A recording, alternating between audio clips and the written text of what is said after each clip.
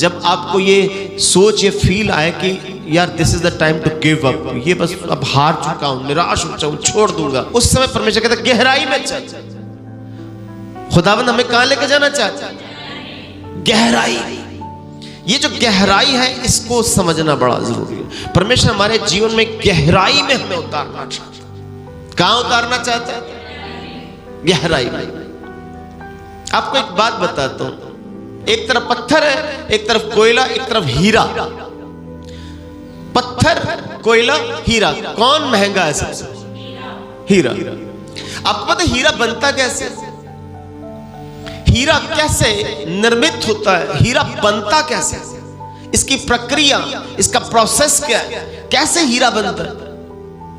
हीरा जमीन के गहराई में, हम बात करें कि कश्ती थोड़ी गहराई में ले जाए, गहराई में ले जाने का मतलब है जो हीरा, डायमंड जिसे कहते हैं, वो पृथ्वी यानी धरती जो है इसकी कम से कम 150 से 200 किलोमीटर नीचे गहराई में तैयार होता है। हीरा कहां तैयार होता है?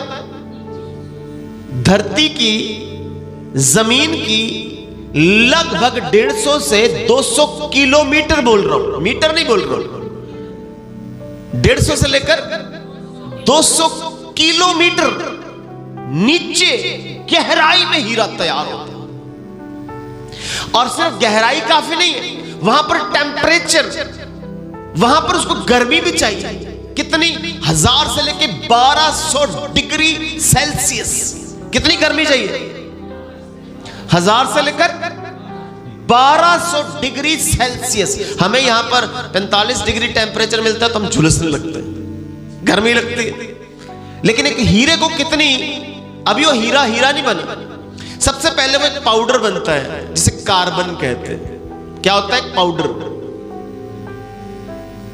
ब्लैक कलर का पाउडर। कई बार आप जब गाड़ी चलाते हैं आपके साइलेंसर में कार्बन जम जाता है, ब्लैक कलर का गाड़ी के साइलेंसर में कार्बन जमा होता है ना। आपका जो प्लग होता है, प्लग में भी कार्बन जम जाता है, ब्लैक कलर का कार्बन जम जाता है। तो ये जो कार्बन है, ये जब गहराई में जाता है तो ये वहां पर सॉलिड, कोयले के रूप में बदल जाता है, सख्त हो जाता है। गहराई और आग का दबाव उसे क्या करता है? सॉलिड बनाता है। और तब ये जो कार्बन, जो कोयला है, यहां पर सिर्फ गहराई नहीं, सिर्फ आग ही नहीं, अब इसको प्रेशर चाहिए। क्या चाहिए? प्रेशर। कहां से? ऊपर से, नीचे से, लेफ्ट राइट, हर तरफ से इस कोयले को प्रेशर दिया जाता है। इसे दबाव, इतना प्रेशर दिया जाता है कि ये कोयला हीरा बन जाता है। बोलो हालेलुया। ये कोयला क्या बन जाता है? अब यीशु समझाना चाहते कि पतरस थोड़ा गहराई में चल। मुझे और आपको यीशु मसीह समझाना चाह रहा, मेरे बेटे थोड़ा गहराई में उतर, वचन की थोड़ा, पवित्र आत्मा की संगति में चलते जिंदगी की थोड़ा गहराई में उतर।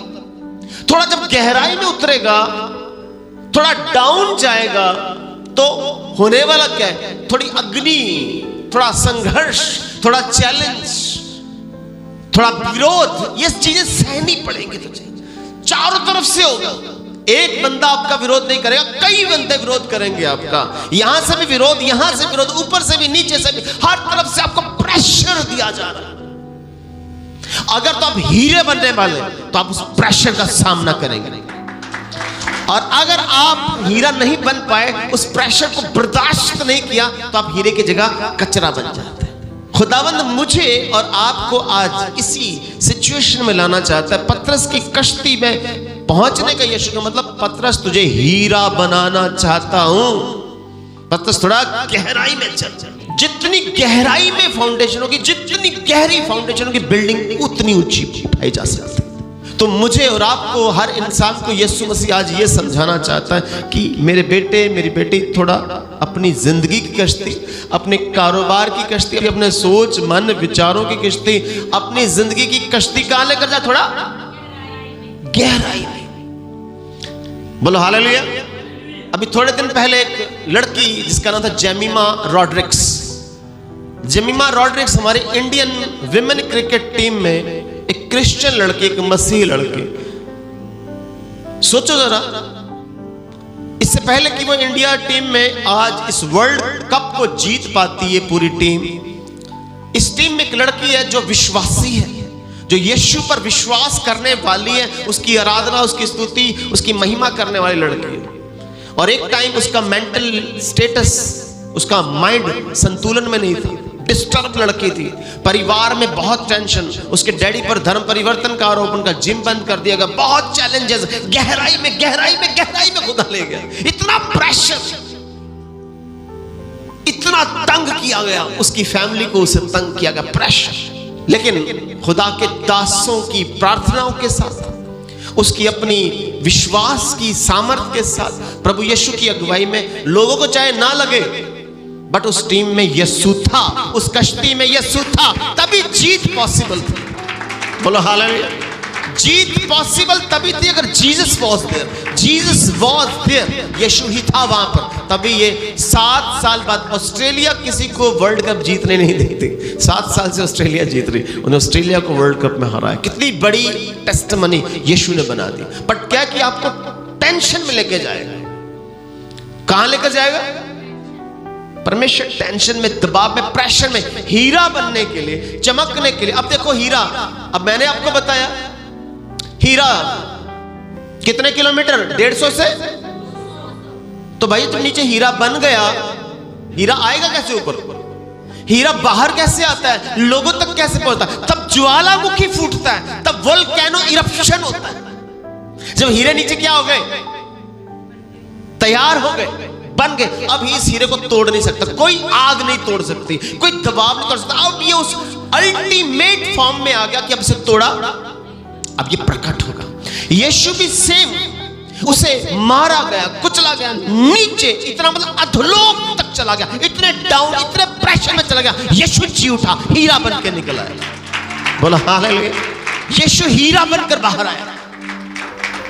अब जब वोल्केनो इरप्शन होता है, जब ज्वालामुखी फूटता है, ज्वालामुखी फूटते ही जो क्या हीरे नीचे से 200 किलोमीटर नीचे का हीरा ऊपर तह पे आ जाता है।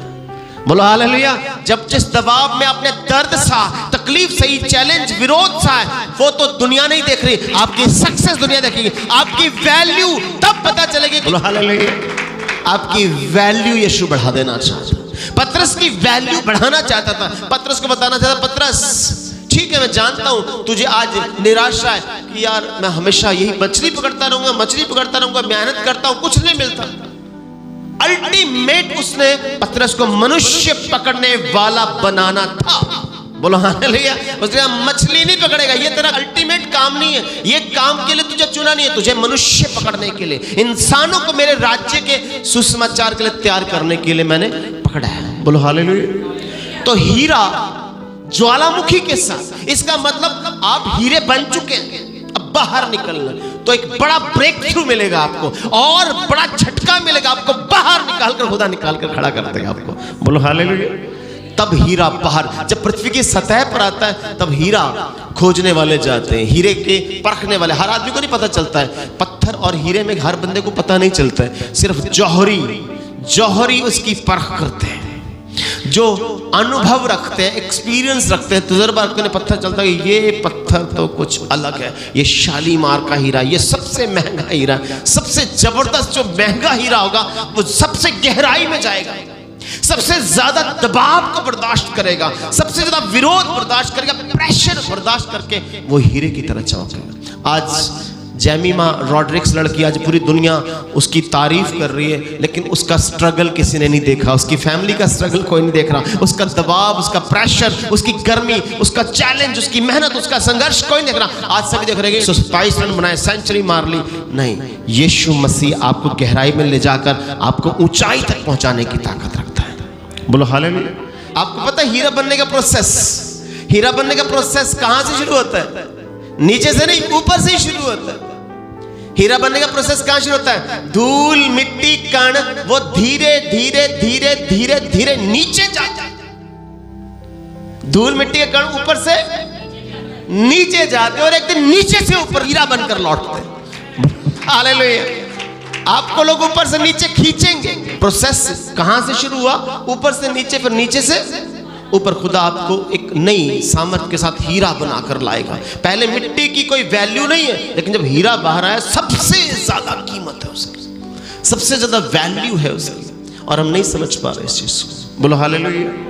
जब हमें लगे मैं टूट चुका हूं, निराश हो चुका हूं, तो टेंशन नहीं। आप लाख टूट चुके हो, निराश हो गए, लेकिन आपकी कोई अगुवाई करने के लिए, अगर आपकी कोई हेल्प करने के लिए खड़ा है, खुदा का दास खड़ा है, तो उसकी बात मानो। आपकी टूटी हुई हालत में भी वो आपको स्टैंड करेगा।